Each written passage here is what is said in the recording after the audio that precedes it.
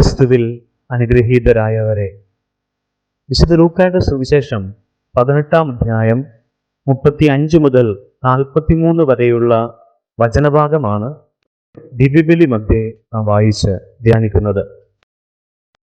യേശുനാഥൻ ജെറീക്കോയെ സമീപിക്കുമ്പോൾ ഒരു അന്ധയാചകൻ ദാവീദിന്റെ പുത്രനായ യേശുവേ എൻ്റെ മേൽ കനിയണമേ എന്ന് പ്രാർത്ഥിക്കുകയാണ്.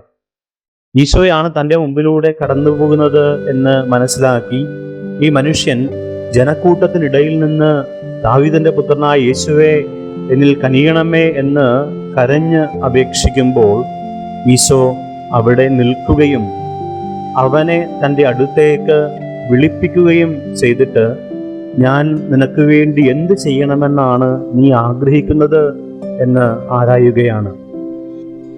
കർത്താവിൻ്റെ അടുത്ത് ഈ അന്ധയാചകൻ പറയുന്നത് ഇപ്രകാരമാണ്: എനിക്ക് കാഴ്ച വീണ്ടും കിട്ടണം.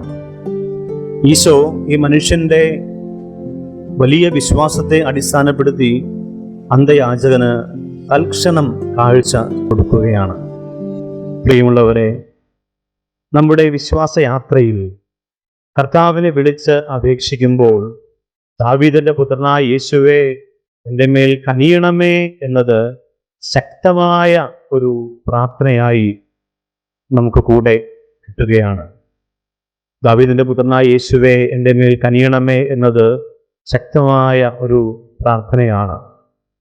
ഈശോ എപ്രകാരമാണ് ഈ അന്ധയാചകന്റെ അടുത്ത് ഞാൻ നിനക്ക് വേണ്ടി എന്ത് ചെയ്യണമെന്നാണ് നീ ആഗ്രഹിക്കുന്നത് എന്ന ചോദ്യം നമ്മോടും ചോദിക്കുന്നുണ്ട്.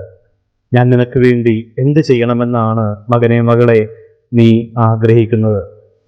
ഈശോയുടെ അടുത്ത് വിശ്വാസത്തിൽ അധിഷ്ഠിതമായി നമ്മുടെ പ്രാർത്ഥനകൾ സമർപ്പിക്കുവാനും കർത്താവിനെ വിളിച്ചപേക്ഷിക്കുവാനും ഈ വചനഭാഗം നമ്മെ ക്ഷണിക്കുകയാണ്. നമുക്കൊന്നു ചേർന്ന് പ്രാർത്ഥിക്കാം. ദാവീദിന്റെ പുത്രനായ യേശുവേ എൻ്റെ മേൽ കനിയണമേ.